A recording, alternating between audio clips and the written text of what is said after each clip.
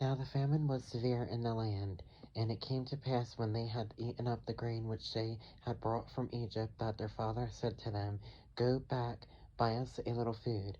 But Judah spoke to him, saying, The man solemnly warned us, saying, You shall not see my face unless your brother is with you. If you send your brother with us, we will go down and buy you food. But if you will not send him, we will not go down. For the man said to us, You shall not see my face unless your brother is with you.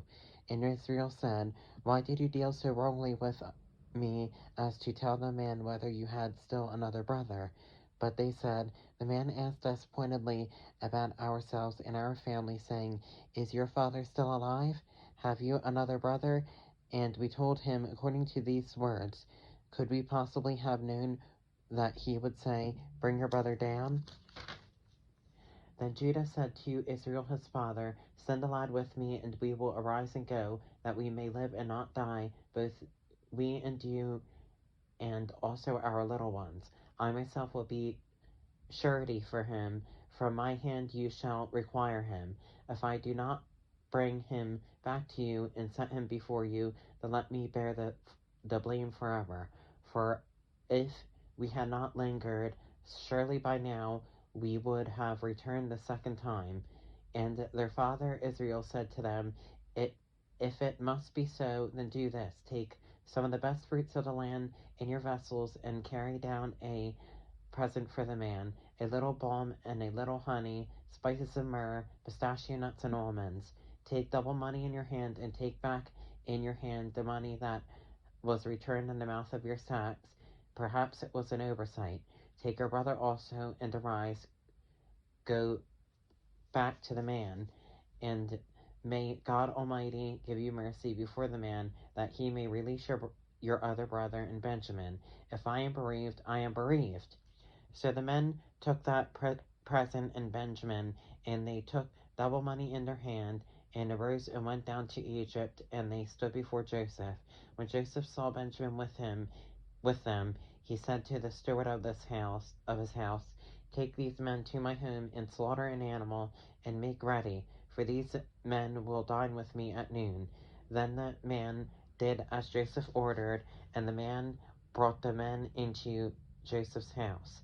Now the men were afraid because they were brought into Joseph's house, and they said, It is because of the money which was returned at our the first time that we are brought in, so that he may make a case against us and seize us, to take us as slaves with our donkeys. When they drew near to the steward of Joseph's house, they talked with him at the door of the house, and said, "O sir, we indeed came down the first time to buy food, but it happened when we came to the encampment that we opened our sacks, and there each man's money was in the mouth of his sack, our money in full weight.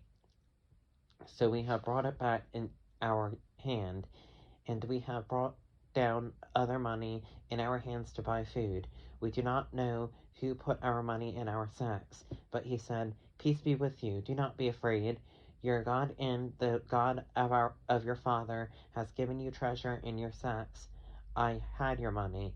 Then he brought Simeon out to them. So the man brought the men into Joseph's house, and gave them water, and they washed their feet, and they gave their donkeys feed.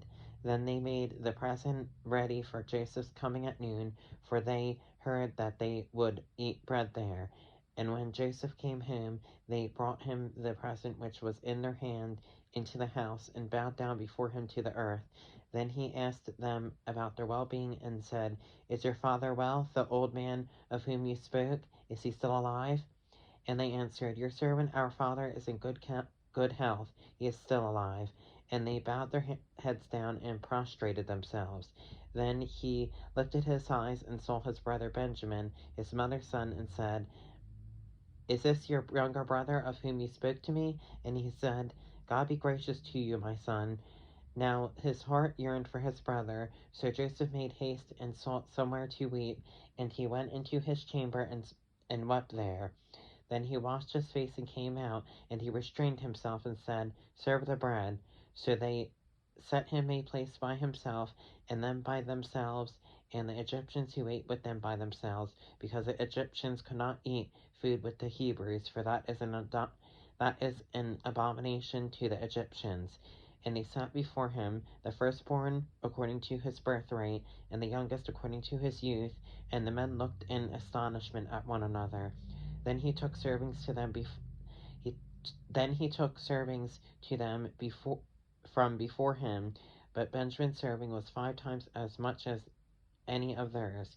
So they drank and were merry with him.